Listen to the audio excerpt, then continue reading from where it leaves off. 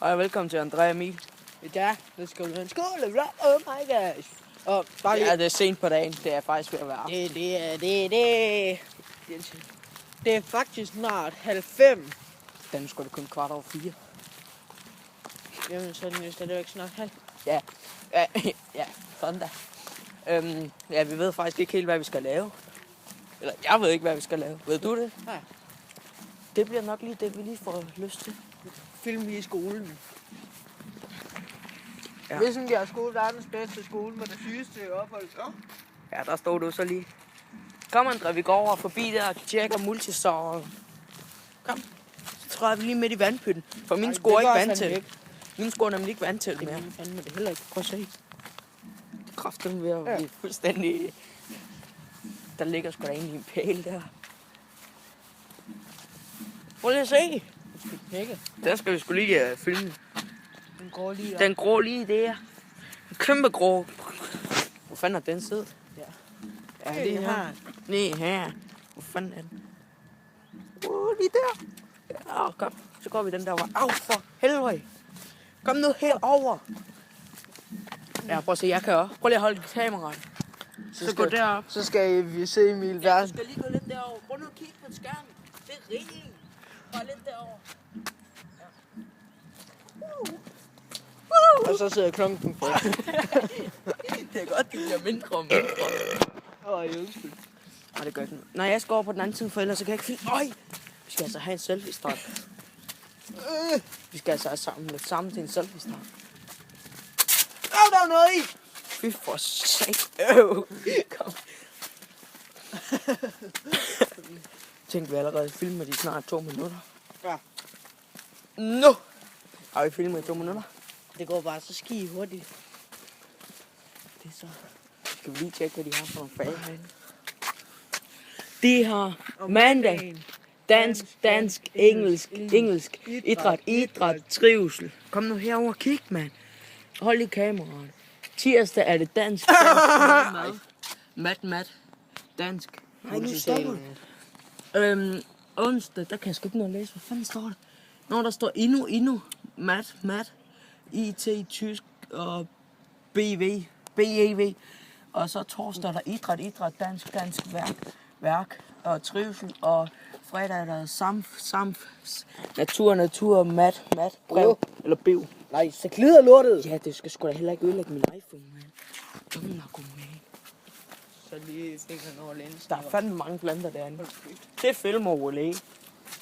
Det er lige plantekammeret på Vissenbjerg. På... Fuck. Kom nu her. Jeg er bange for, at alarm går. Der er nok ikke alarm på, hvis Per og sådan nogen er her på skolen, vel? Nu går du altså der. Men ikke der. Hvis alarmen går lige med, så var det ikke mig. Hvad fanden er der snart eksamen? Det skal vi lige filme. Se, der er en masse bord.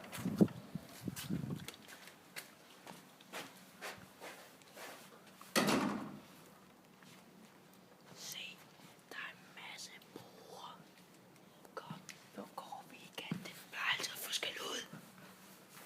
Du skal lige filme billederne. Det er en mærkelig mand. Det er noget mærkeligt, mand. Det er også noget mærkeligt.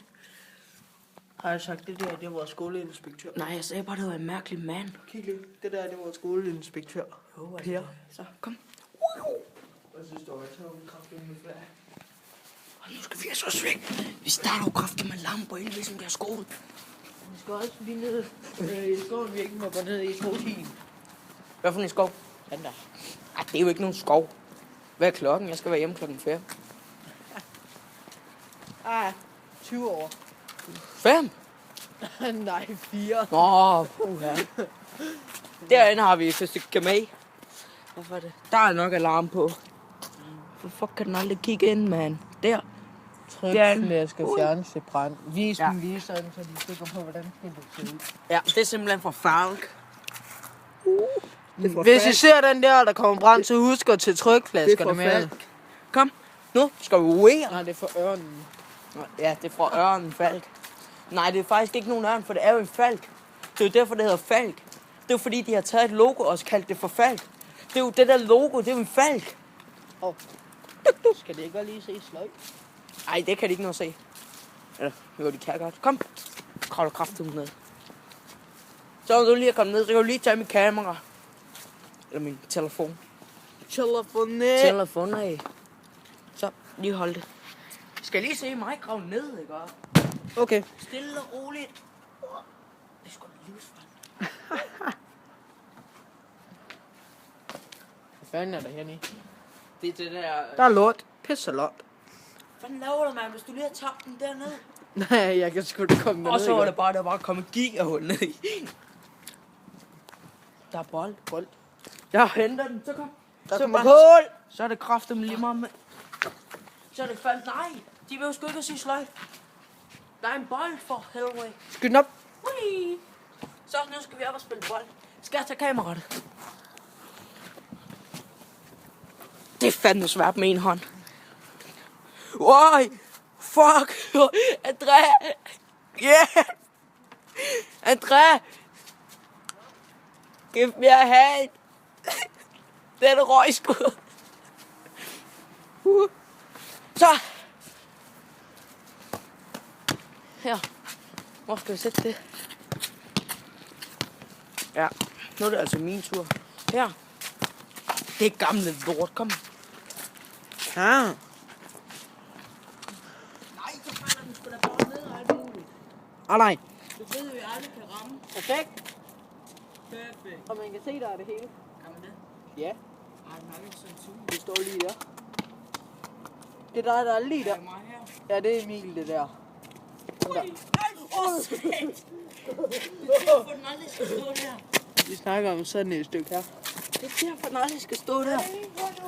Nu tager jeg af. Ej, undskyld. Okay, jeg filmer. Hvor fucker du henne? Hold jer bænk, altså. Der var det. Nej, ikke blik mig! Nej! Så, André, nu skal vi altså videre. Kom, André, nu skal vi ned i den forbudte skov. Kom nu. Jeg skal lige skrue. Ja. Det er fandme tæt. Hold kæft, det er tæt på. Kom her. Men det var tæt på. Du var tæt på. Kom, vi går den der vej, der er mest tørt. Min sko er jo ikke de tørste sko, der nogensinde findes. Faktisk jazzkammerne våde. Nej. Faktisk jazzkammerne våde efter her tidligere dag. Prøv lige at filme indgangen til den. Til hvad? Nå, til den forbudte skov. Ja? Og alle de der mærkelige hus. Jeg filmer det. Fuck er de henne? Hvad fanden lort? We are in paradise. Oh my god. Nå ja, jeg skal sgu da pege lidt. Jeg skal sgu da pege lidt herover. Dernede er husene. De kan ikke nå at se husene. Se her. Det er indgangen til den forbudte skov. Og så falder André ned.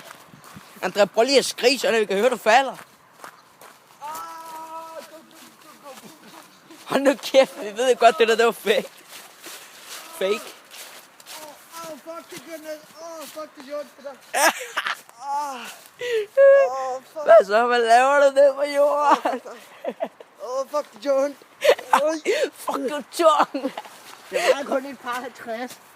Så skal du også halte. Ej, rolig nu. Det var bare for sjov. Ej, jeg fik seriøst under min hofte. Prøv lige at se det der træ der. Ja, det her er så en... Hvad er der lige ned over en? Det her det er så en dårlig kopi af Kongens Have. Virkelig dårlig kopi. Prøv lige at se. Rigtig dårlig kopi af Kongens Have. Hvad? Ja, en minisø. Minisø. Ej, jeg ved ikke, hvordan man siger sø på engelsk. Sø! River! Nå jo, og så kan vi ikke komme længere, på grund af alle de der træer, de var væltet. Var det ikke sådan? Oh. Så klatrer vi bare i træer. Skal vi gå ind til Yu-Gi-Oh! Men ham der, folk siger, der var derinde. Og... Er det ikke ham der? Nej, det var sgu da vores. Nej, det er egentlig det der skue Ja, der. kan du huske, hvor jeg fik fucking meget skal ud i 18. klasse, hvor det...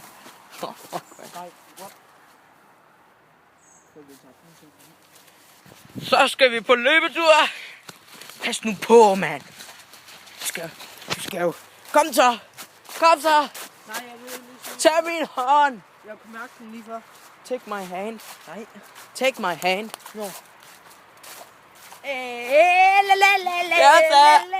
Hvor ligger den henne? Det ved jeg sgu ikke. Jeg fik gå ned, så jeg finder Jeg tror sgu, jeg træder om på den lige der. Det føles bare sådan. Og det var nok ikke din telefon. Den ligger nok lige derovre.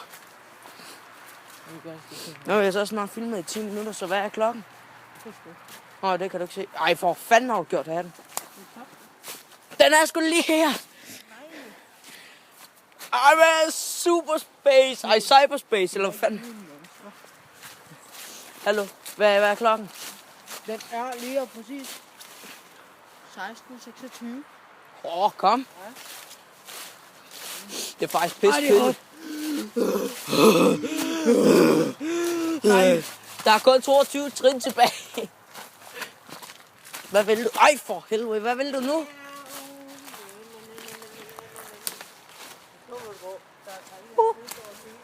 Ja, men fanden er han også lige... Hvor fanden går du hen? Okay. Trampolinen er der stadigvæk. Kom. Vi går bare lige op der. Hun vil. Ja, der. Ui. Vi skal altså seriøst meget købe en selfie-stang. Kom nu. Kom nu op her. Hvad til YouTube? Oh my god. Kom nu op for helvede. Hvad? Nej, jeg sagde bare af for helvede. Når du siger af for helvede. Kom. Hvor er du henne? Der. Kom.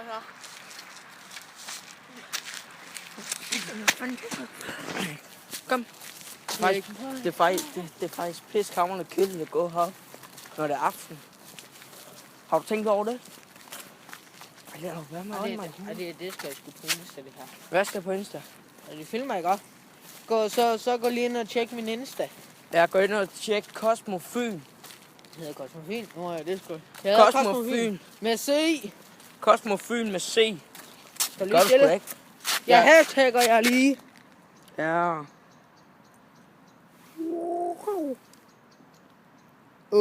Og så hashtagger du lige... hvad fanden hashtagger du? Ja, sådan der, ja. Ja, og så videre. Så hashtagger du Andrea Emil. Og så hashtagger du YouTube. Og så hashtagger du Hashtag Andrea Emil. Andrea og Emil. Ja, og så hashtagger du. YouTube. Og så hashtagger du video. Hashtag video. Jeg vil lige tjekke, hvad han laver. Prøv nu, sådan at vi kan nå at læse det jo. Jeg ved sgu ikke engang, om I kan nå at læse det nu. Ja, sådan der. Så kom. Så gå ind og tjek Cosmo Fyn. Og Cosmo starter med C. Ja. Er det ikke nummer 1 eller et eller andet? Cosmo Fyn 1 eller sådan noget? Det er bare Cosmo Fyn på Insta. Vi skal altså også lige have lavet vores egen bruger. Ja. Og så i løbet af dagen, så i løbet af... Plus. Plus hvad? Det er for noget af. Og så i løbet af den her aften, så får vi lavet en Instagram profile. Great.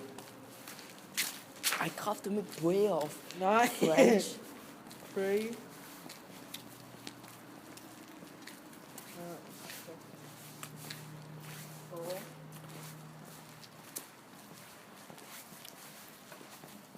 Nej, jeg skulle bare lige plus hashtag pray for Paris. Ja, jeg tænkte. Hold kæft, mand. Jeg går med. Tag personer med. Ja, så tagger du lige Milo. Et eller andet. Fucked up navn. Jeg kan ikke engang huske det. Det er Milo et eller andet. Emil. Nej, Milo. Milo, den der mærkelige streg. Altså den der streg ned i bunden, og så et eller andet mærkeligt. Og så et. Milo. Jeg burde næsten at komme op. Milo Bad Boy 13. Ja, og så kan jeg også lige følge Milo. Eller Milo Bad Boy 13. Det er nemlig mig. Jeg tror bare sådan noget random fucked up navn. Så skal jeg lige prøve at se det. Ja. Så kan jeg se, så lortet skulle lagt du. Ja, det skal bare. Ja, man. Så kan I lige følge ham. Og så skal jeg også lige have gjort det med mig. Men det gør vi en anden dag. Og så laver vi også lige en Insta-profil. Med kanalen. Sådan, og så lægger vi små klip op og billeder af, når vi skal til at filme og sådan noget. Så kan I følge os. Skal vi så ikke også sige, det var alt for i dag? Ja. Eller mange, så skal vi jo den der vej. Ja. For nu kan jeg så snart ikke mærke, hvor jeg finder mig. Ja, men altså, de skal Vi har så også snart filmet, over et kvarter nu. Og, så Hvad er klokken? Den er. Vi filmer lige indtil den er 35. Hvad er klokken der nu? 31. Okay, det er 4 minutter. Det går nok. Ja. Ellers må vi sgu bare... Eller når vi har filmet i 20 minutter, så slutter vi den. Ja. Så var forberedt på, der er omkring 5 minutter endnu. Hvorfor fanden bliver vi med at Er der 5 minutter tilbage? Hov, og vi skal lige vise vores privatparkering. Vores cykelprivatparkering. Ui. Det er lige her, man. Her er min, her er Emils. Nej, ikke der. Vi holder her. Her, prøv lige at stille dig der, hvor vi står. Det er der. Det er min, der holder her, og det er Emils, der holder her. Hvorfor fanden? Se, min er derovre. Nej, det er min. Min er Det er derovre. min, den her. Nej. Din, den er altid den høj. Ja, jeg holder derovre. André holder derovre. Sådan. Derovre. Og så skal vi lige vise resten af... Så skal vi også lige filme ind i vores klasse. Ikke også, André? Ja. Vi er nemlig så heldige at gå i klasse sammen igen. Jo. Skal der, det er de to der. 2, 4, 6. Nej, hvad laver du? A'erne, de har 3. Nej, de har sgu da. Men du har lige så det der, det er sgu vores klassiker. Det er det sgu da ikke fucked up, men nej, det er... Jo, det er. Nej, rykket rundt. Nej. Jo, det er vores. Fucked up ikke. Jo, det er sgu vores. Fordi at I har sgu da rykket rundt igen. A'erne, de har sgu 3, fordi at de er så dumme, så de skal have plads nok til alle de dumme. Prøv lige at vente. Vi kan jo ikke se det. Vi kan ikke se, mand. Vi kan ikke kigge. Nej, fucked up. Nå, men I må sgu have det, som det ser ud. Nej, fordi jamen, vi har ikke... Kom, vi går den her vej. Nej, André. Skal vi ikke ud, ja? Nej, vi skal ikke have misser til aften. Nej, Jeg ved ikke engang, hvad jeg skal have til aftensmad. Hvad skal du have? Så laver vi lige en ask også ind i det her. En lille ask også for aften. Nej, det kommer i næste klip. Nej. Nu, jo. Nej, vi gør det lige nu. Nej, jeg kan sgu da ikke finde ud af at klippe. Det kan Hvad jeg. fanden tror du altid, jeg får dig til det med det? Jeg kan godt klippe. Ja, men det finder vi lige ud af. Nej, vi laver lige en lille ask også nu. Hvad skal du have til aftensmad? Ej, IDK. Nå. Der er en kort. Ja, Ford Mondeo fra 2006. Kuku. Det ved jeg, fordi vi selv har sådan en. Nå, kuku. Hvad er det for et mærke? Nej, hvad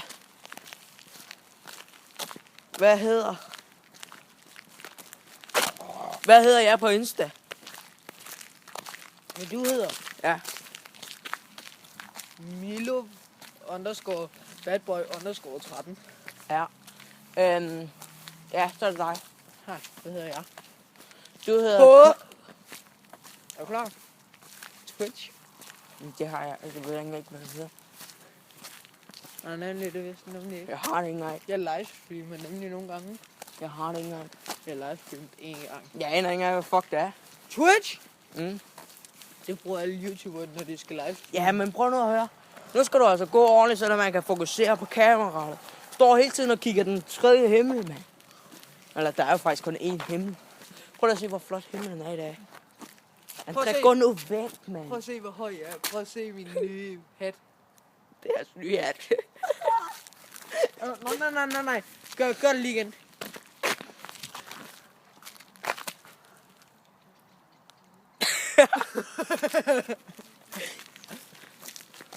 Ja. Hvad skal vi mere? Der er jo lige 1 minut. Der er lige 1 minut. Nej, de plejer sgu da at se den over et kvarter. Jeg vidste egentlig godt, at hvis en video bliver over 20 minutter lang, så skal du ind og sige ja til alt muligt. Ja, så vi slutter den her. Vi ses. Adios.